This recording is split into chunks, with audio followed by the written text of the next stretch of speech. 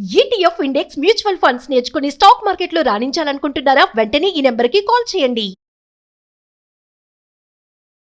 నమస్తే, welcome back to Suman TV. ప్రస్తుతం మనతో పాటు ఉన్నారు పబ్లిక్ స్పీకర్ రజనీరమ్మ గారు. నమస్తే మ్యామ్. నమస్తే నవీన. మేడం, ఆడపిల్లలు మనం చాలా వీడియోలో మాట్లాడుకున్నాం. తల్లిదండ్రులు, అమ్మాయిలు ఉన్న తల్లిదండ్రులు ముఖ్యంగా ఎలాంటి జాగ్రత్తలు తీసుకోవాలి, పిల్లలు ఏం చేస్తున్నారు, టీనేజర్స్ ని తీసుకుంటే వాళ్ళకి మొబైల్స్ ఇస్తున్నారు, ట్యాబ్స్ ఇస్తున్నారు, ల్యాప్టాప్స్ ఇచ్చేస్తున్నారు. ఇప్పుడు కాలేజ్ అనే లేదు, స్కూల్ చదివే పిల్లలకు కూడా ల్యాప్టాప్లు, ట్యాబ్లు ఉంటున్నాయి, ఫోన్లు కూడా ఉంటున్నాయి వాళ్ళ దగ్గర, స్మార్ట్ ఫోన్స్ అవి కూడా.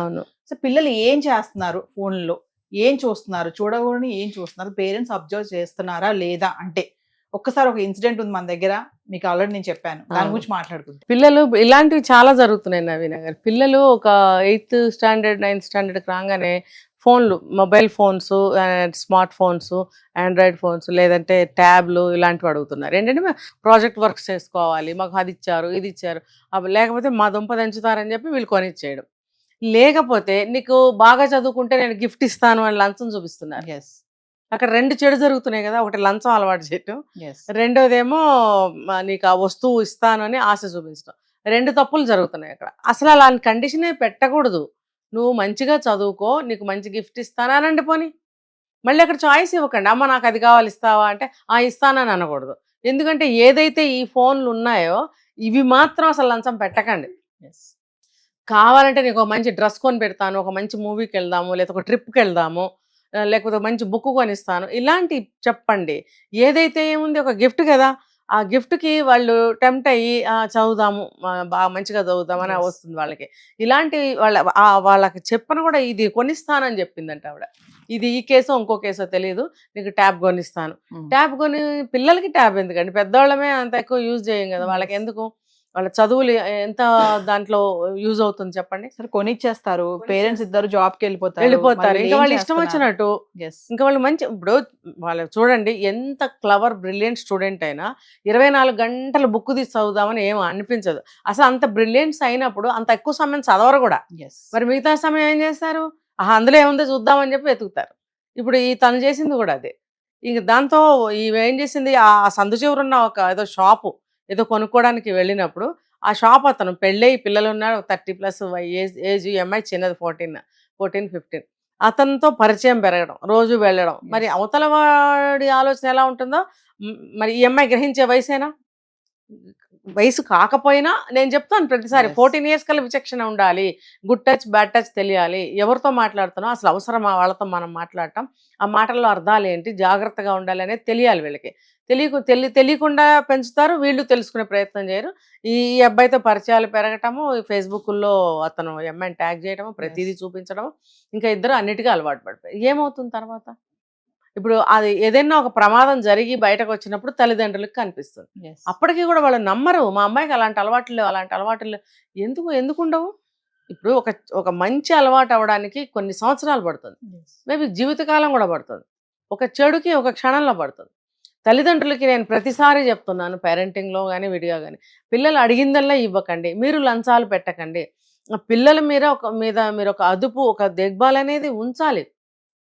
మీరు ఉద్యోగాలు చేస్తున్నారు, మీరు ఇంత కోట్లు సంపాదిస్తున్నారు, మరి ప్రయోజనం ఏంటి? పిల్లలు చెడిపోయి అంటే వాళ్ళ జీవితాలే పోయినాయి అనుకోండి, అప్పుడు మీరు ఏం చేస్తారు? ఎటో వెళ్తారు, కాలు జారి పడిపోయి చనిపోతారు. అంటే మీరు సరైన గైడెన్స్, సరైన అదుపు, సరైన కండిషన్స్ మీరు పెట్టకపోవడం వల్ల వాళ్ళు అలా వెళ్తున్నారు. అయితే ఇక్కడ ఈ తల్లి చేసిన పని ఏంటంటే మేడం, అదే ఈ అమ్మాయి ఇంకా అసలు ఏం చేస్తుంది, ఎప్పుడు మొబైల్లోనే ట్యాబ్లోనే ఉంటుంది అనేసి ఇక కనుక్కోవాలని చెప్పేసి అంత బిజీ లైఫ్లో కూడా రూమ్లో కెమెరా పెట్టేసి వదిలేసిందంట.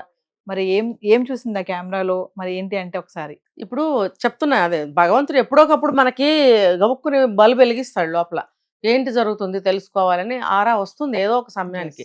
ముఖ్యంగా తల్లికి రావాలి, వస్తుంది. ఆవిడ ఇలాగే ఏంటి ఏదో చేంజ్ కనిపిస్తుంది ప్రవర్తనలో, తలుపులు వేసుకోవడం. చూడండి ఇప్పుడు పిల్లలు తలుపులు వేసుకుంటున్నారండి, అదేమనంటే గయ్యమని దెబ్బలాడుతున్నారు, అరుస్తున్నారు. ప్రైవసీ లేకపోతే మీ అరుపులు నాకు డిస్టర్బెన్స్ అవుతున్నాయి, అదంతా తప్పు. డిస్టర్బెన్స్ అయినా సరే మేము సౌండ్ చేయంలే అని వేరే మాట్లాడాలి. అట్లా లేదు, నిజమే మా అమ్మాయి ఏదో పీకేస్తుంది, ఊడబడుస్తుంది, లోపల బ్రహ్మాండంగా చదివేస్తుంది, మా అమ్మాయికి డిస్టర్బెన్స్ కుదరదని గొప్పలు చెప్తారు. లోపల ఏం జరుగుతుందో తెలియదు. ఈమెకు అనుమానం వచ్చి అందులో అక్కడ అరేంజ్ చేస్తే, తర్వాత అమ్మాయి లేనప్పుడు అది తీసి చూస్తే ఏముంది, వాడు దొడ్డిదారిన వచ్చి ఆ అమ్మాయితో సెక్స్ చేసి వెళ్తున్నాడు ప్రతిరోజు. నైట్ పేరెంట్స్ పడుకున్నాక కదా? పిలిపించుకుంటుంది. అసలు ఏంటండి దారుణం ఏంటి? మనం అంత సింపుల్ గా మాట్లాడుతున్నాం, అసలు ఎంత ఆశ్చర్యంగా ఉంది నాకు. ఇంతంత దారుణాల పిల్లలకి ఇంతంత ఆలోచనలా. అంటే సోషల్ మీడియా అడిక్షన్ అనుకోవచ్చు అంటారా మేడం? అంతే, వాడు రోజు చూపిస్తున్నదే అవి. అవి చూపిస్తే కదా వాళ్ళు టెంప్ట్ అవుతారు. పిల్లలు కదా, వాళ్ళకేం తెలీదు.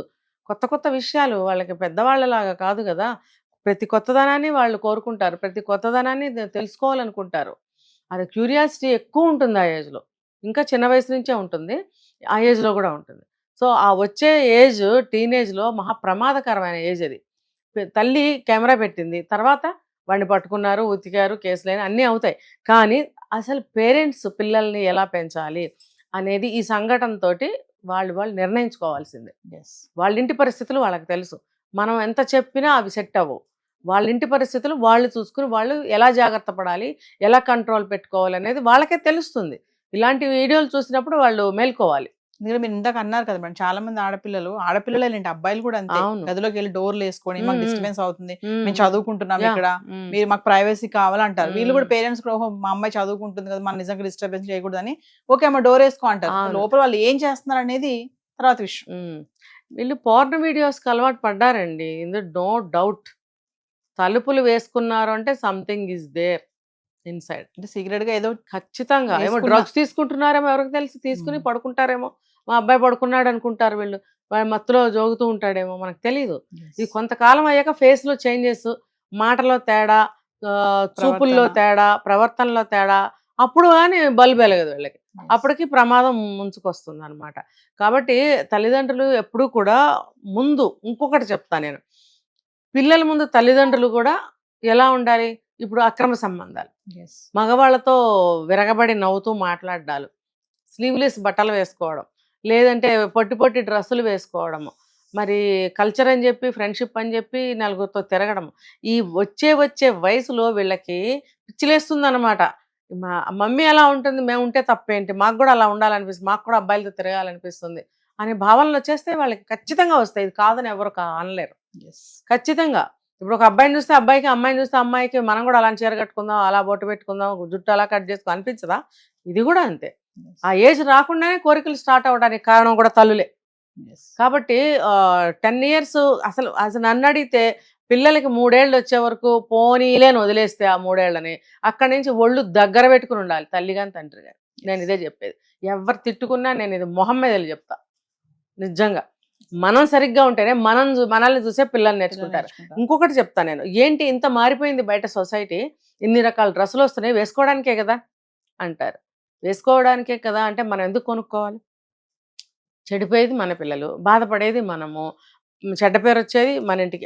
ఎవరైనా అనుకోవచ్చు, ఒకవేళ సాంప్రదాయంగా ఉన్న వాళ్ళు ఎవరైనా చిచ్చి ఏంటి ఆ డ్రెస్సులు ఏంటి అని అనుకోవచ్చు. అనుకుంటారా లేదా సొసైటీలో? ఇప్పుడు ఇన్నున్నప్పుడు మనకి ఇష్టం లేనప్పుడు ఆ డ్రెస్ ఎందుకు కొనుక్కోవాలి? మరి బయట నుంచి వచ్చేస్తున్నాయి బట్టలన్నీ, రకరకాల మోడల్స్ వచ్చేస్తున్నాయి. మనకి అంత కల్చర్ అంతా ఇంపోర్టెడే కదా. మనం అన్నీ కూడా దరిద్రాలన్నీ ఇంపోర్ట్ చేసుకుని తెచ్చుకున్నాం. మనకున్నాయా అసలు ఇలాంటివన్నీ? ఆడపిల్లలు పెళ్ళయ్యేవరకు లంగా వణీలు వేసుకునేవారు కదా, తర్వాత చీరలు కట్టుకునేవారు, ఎప్పుడన్నా పంజాబీ డ్రెస్సులు. ఇప్పుడు ఎన్ని వచ్చేసినాయి, మరి అవి వస్తూనే మనం కొంటున్నాం, అవి ఇంకా బాగా ప్రొడక్ట్ చేస్తున్నారు. మరి ఎన్ని రకాల బట్టలు వచ్చేస్తున్నాయి. చీర చూసారా ఎలా ఉంటుంది? ఎప్పుడు కట్టుడు చీర, రెడీమేడ్ శారీ, బయట ఎక్కడ ఉంటుందండి అది? బయట ఎక్కడ ఉంటుంది? ఇక్కడ ఉంటుంది.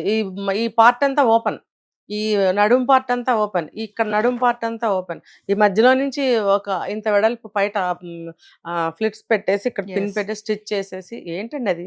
చీరను కూడా అలా చేసేస్తే చీరకి విలువేముంది?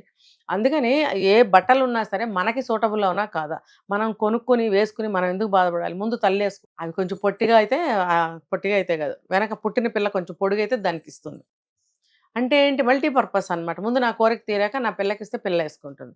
నాకు తెలిసి ఇవన్నీ తను వేసుకుని తన మోజు తీరాక కూతురికి ఇవ్వడం, ఇది ఎక్కడ కల్చర్ అండి? మరి నువ్వే కదా పాడు చేస్తున్నావు పిల్లల్ని.